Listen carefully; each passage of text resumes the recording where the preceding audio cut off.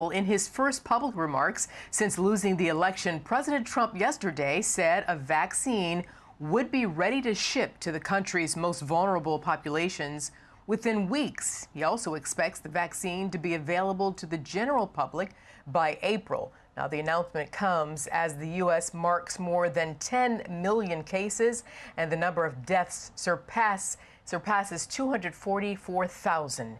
Meanwhile, several states are now reimposing COVID-19 restrictions as some governors resist those lockdowns. Let's go to Charles Watson. He's live in Atlanta with more. So, Charles, first of all, what else do we know about the vaccine?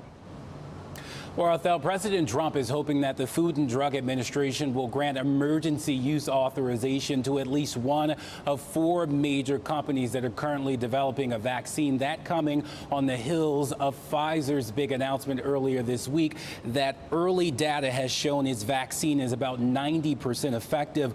During his remarks on Friday, the president painted a mostly good picture, but he failed to mention the record number of cases that are being logged across the country as states and local officials impose new restrictions.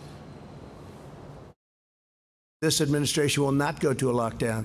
There won't be necessity. Lockdowns cost lives and they cost a lot of problems. The cure cannot be, you got to remember, it cannot be worse than the problem itself. This administration will not go, under any circumstances, will not go to a lockdown, but will be very vigilant, very careful.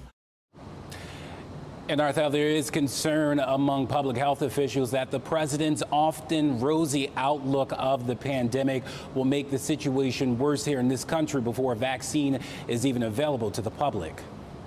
And meanwhile, Charles, North Dakota is instituting a statewide mask mandate. Tell us more about that. Well, Arthel, in a reversal, North Dakota Governor Doug Burgum gave into cause to implement public restrictions. The state is sitting at the top of the list with the highest cases and deaths per capita and is really struggling to contain the virus.